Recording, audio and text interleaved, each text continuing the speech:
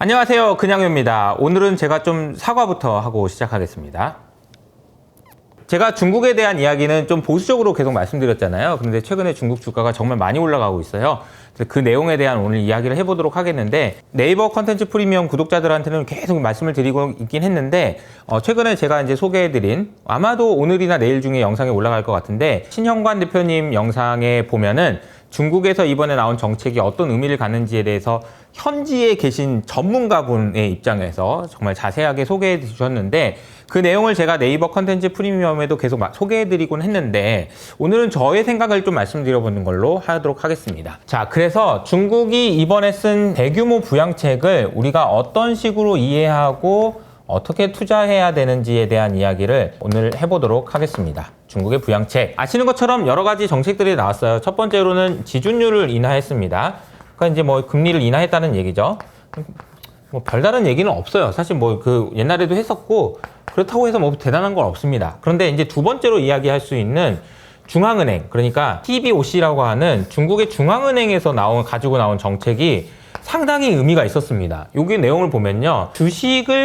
주식시장, 그러니까 자본시장에 PBOC, 중앙은행에 관여하겠다라는 그런 아주 강한 메시지를 보냈는데, 신영관 대표님 표현으로는 요거 미국하고 일본 하는 거 보고 배웠다. 미국하고 일본이 하는 짓을 보면서 얘네들도 배운 것 같다라는 이야기를 해주셨습니다.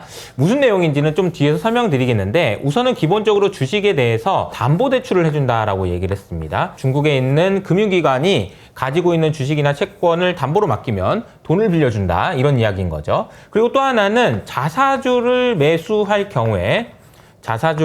경우에는 또 대출해줄게, 이런 이야기를 했는데, 이 규모가 상당히 놀라웠었는데요. 한 5천억 위안 정도를 쏘고, 혹시 이게 부족하면 한 번 더, 혹시 또 부족하면 한 번 더 라는 이야기를 했는데요. 사실 헤지펀드들 입장에서는 요 표현 있잖아요. 한 번 더. 이게 진짜 무서운 거거든요. 왜냐면은 내가 숏을 때렸는데 빠지면 또 산대잖아. 근데 한 번이 아니고 두 번, 세 번 산대잖아. 이게 진짜 무서운 거거든요. 그래서 이게 이런 식으로 헤지펀드 투자자들 겁을 주는 거, 미국하고 일본한테 배운 거 아니냐라는 이야기가 나온다는 거죠. 일본에서도 이번에 정책을 쓰는 걸 보면 윽박지르듯이 쓰잖아요. 근데 그런 걸 보면은 헤지펀드들이 올해 일본하고 중국에서 진짜 된통 당했구나라는 걸 알 수 있는 것 같습니다. 그리고 이제 세 번째가 뭐냐면은 재정 정책인데요. 사실 이런 정책들을 써봐야 무슨 의미가 있냐. 중국은 경제가 안 도와줘가지고 결국 망할 거다, 이런 생각들을 하시는 분들이 많은데요. 재정 정책도 썼습니다. 그래가지고 상해 같은 곳에서는 쿠폰을 준다고 해요. 그래서 그 쿠폰을 받아서 소비를 할 수 있도록. 그리고 아예 저소득층한테는 그냥 돈을 줬다고 합니다. 그냥 돈을 줬대요. 근데 지금 뭐 코로나도 아니잖아. 근데 준다고? 그러니까 이제 중국에서는 이번에야말로 디플레이션과의 전쟁에서 승리하기 위해서 제대로 칼을 꺼내 들었다라고 볼 수 있을 것 같습니다. 이와 관련해서는 제가 오늘 아침에 소개해드린 레이 달리오의 글을 보면요. 이 레이 달리오가 이 상황에 대해서 표현한 얘기가 있습니다. 이건 어떤 식으로 표현을 했냐면요. 중국에 있는 전문가들은요, 지금 이렇게 생각하고 있는 것 같아요. Whatever it takes 라는 단어를 쓰셨는데요. 자, 이 말은 어디선가 많이 들어보신 것 같지 않으세요? 2012년 드라기 총재가 했던 얘기입니다. 드라기라는, 마리오 드라기라고 해가지고 ECB 총재였었거든요, 당시에. 근데 그때 당시 이제 무슨 얘기가 있었냐면은 유럽의 재정 위기가 터지고 이러면서 유로화는 무슨 유로화야, 유로 그만둬, 그러면서 유로화 때려쳐, 이런 식의 이제 분위기가 연출됐었는데, 드라기 총재가 나와서 이렇게 얘기한 거죠. 내가 무슨 짓을 해서라도 유로화는 막아낼 테니까 한번 두고 보세요, 그랬는데, 어쨌든 지금까지 유로화는 살아있잖아요. 그때 당시에 드라기 총재가 썼던 그런 정책들을 보면, 와, 진짜, 아니 이렇게 한다고? 이렇게까지 한다고?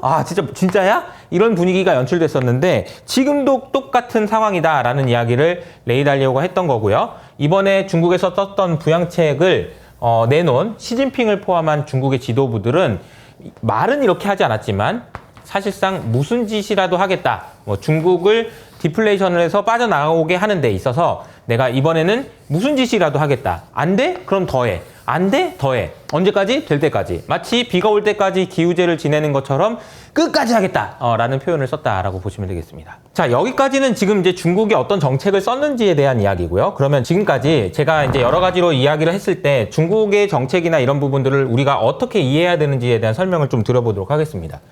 잘 아시는 것처럼 미국에서는 지금 금리를 굉장히 높게 유지하면서 하이어 for 롱거라는 말을 썼었잖아요.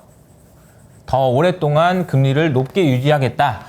그래서 뭐 할 건데 인플레이션을 잡을 거야. 나는 꼭 인플레를 잡을 거야 라는 이야기이기도 하지만 또 한편으로는 뭐냐면은 내가 중국의 목을 졸라가지고 얘를 그냥 뭐 숨통을 한번 딱 끊어놓을 거야. 이런 이야기이기도 했습니다. 물론 대놓고 그렇게 얘기는 안 하죠. 그러나 이렇게 높은 금리를 장기간 유지하는데 중국이 안 망하고 백이겠어? 이런 생각도 했을 겁니다. 그래서 제가 매일 아침마다 서방 언론을 보면 중국 안 망하나? 안 망해? 이래도 안 망해? 이런 뉘앙스들이 굉장히 많이 느껴졌거든요. 그러니까 이제 금리를 높게 유지해서 중국 정부나 중국 경제를 이제 옥졸을 하면은 목을 꽉 재는 거죠. 그러니까 이제 목을 꽉 재고 있는데 중국은 이제 어떻게 한 상황이었냐면 그러니까 막 홍대가 망할 것 같고 막 부동산이 망하고 아무도 소비를 안 하고 그냥 죽을 것 같아.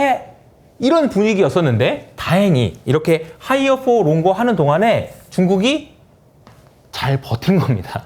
잘 버텼다고 봐야겠죠. 안 죽었다. 안 죽었다는 표현이 딱 맞는 것 같아요. 죽을 줄 알았는데 안 죽었다. 안 죽었고요. 그리고 나서 이렇게 높은 금리를 유지하다가 이번에 여러분 잘 아시는 것처럼 어떻게 했나요? 금리를 50bp 인하했죠. 미국이 금리를 50bp 인하했다는 것은 무슨 얘기냐면 중국도 한번 죽어봐라 이렇게 하다가 나도 죽겠다. 그러면서 이제 손을 풀어놓은 상황이라고 보시면 되겠습니다. 죽어! 그런데 안 죽어서 이러다 나도 죽겠다. 경기 침체 오면 안 되지. 그러면서 50bp를 인하했다라는 거고요. 이런 상황에서 중국이 여기서 말씀드렸던 이런 정책들을 쓰면서 나도 한번 대규모로 나가보자. 이런 생각을 했다라고 볼 수 있을 것 같습니다. 이거 말고도 한 가지 더 설명드리고 싶은 것이 있는데요. 여러분들 제 근황률을 보시면서 알겠지만 중국은 미국을 공격할 때 무엇으로 공격하는 것 같냐라고 말씀드릴 때 제가 항상 했던 얘기가 있었죠. 제조업을 통해서 미국을 포함한 서방 국가들을 공격하는 것 같다라는 말씀을 드렸고 미국은 AI를 더 써가지고 중국을 공격하는 것 같다 이런 얘기를 했었죠. 그래서 많은 분들이 저한테도 질문하신 게 아니 중국 제조 그거 더 해가지고 뭐 하려고 그러는 거야 도대체? 안 그래도 오버캡한데 이걸로 뭐 하려고 그러는 거야? 라는 이야기를 했었는데요. 우선은 제조업을 더 강화시킨다는 것이 어떤 의미가 있는지 국제적인 관점에서 보면 어떤 의미가 있는지 생각해 보자고요. 예를 들어서 제가 이제 최근에 자주 말씀드리는 얘기 있죠. 자동차의 생산량이 중국 같은 경우에는 4천만 대를 생산할 수 있는 캐파를 가지고 있는데 실제로 중국 내부에서 소비할 수 있는 물량은 2천만 대에서 2,500만 대라고 하거든요. 그러면 이걸 빼면 얼마인 거죠? 1,500만 대에서 2천만 대까지가 남는다는 거예요. 자, 그러면 이거 남는 그 물량은 어떻게 해야 되는 건가요? 밖으로 기어 나와야 되는 거죠. 중국이라는 나라에서 밖으로 이 자동차가 나온다라고 생각하면 무슨 일이 일어날까요? 엄청난 디플레이션 압력이 생길 뿐만 아니라 중국을 제외한 다른 자동차 업체들도 다 망하는 구조로 될 수밖에 없다라는 겁니다.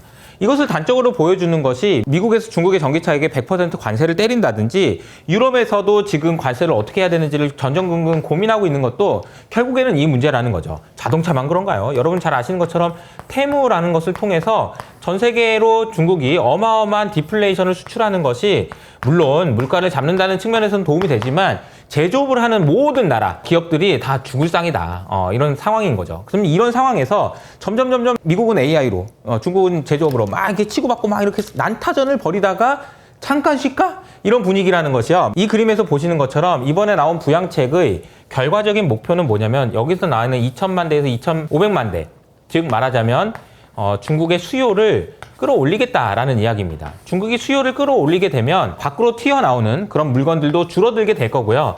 이렇게 될 경우에는 독일을 포함한 유럽에 있는 제조업체들도 숨통이 트이는 상황이 될 수도 있다라는 거죠. 그래서 제가 생각했던 건 이런 겁니다. 중국에서 제조업을 계속 더 강화한다라는 것이 사실은 저는 이걸 왜 하는 거지? 그러면서 옛날에 이게 마스크가 생각나더라고요. 이거 마스크를 가지고 사람들한테 협상력을 얻었던 것처럼 마스크 그런 건가? 이런 생각을 했었는데 물론 이것도 영향이 있겠지만 제 생각에는 이 제조업 자체가 이런 관점에서 보면은 굉장히 강한 하나의 협상 카드가 된 것 아닌가라는 생각도 듭니다.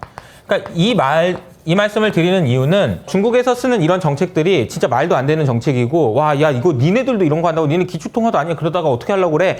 라는 생각도 할 수 있겠지만, 어쨌든 이것이 강한 협상 카드가 돼서 독일을 포함한 어떤 나라도 이 정책에 대해서 강하게 반대할 수 있는 명목이 없는 상황이다라는 것이 인상적인 것 같아요. 그래서 결국은 지금 중국에서 수요를 늘려주겠다라는 이야기에 대해서 반대할 사람이 없다라는 거죠. 그리고 또 한 가지는요, 결국은 지금 주식시장을 부양하겠다는 거잖아요. 주식시장을 부양하겠다라는 것은 저는 한마디로 표현하면 돈의 물줄기를 바꾸겠다라는 의미이기도 한 것 같은데요. 주식시장으로 돈의 물줄기를 바꾸겠다. 이 말은 무슨 말이냐? 사실 보면은 중국에서 지금 사람들이 소비를 못하는 이유, 그것은 명백하게 부동산 때문입니다.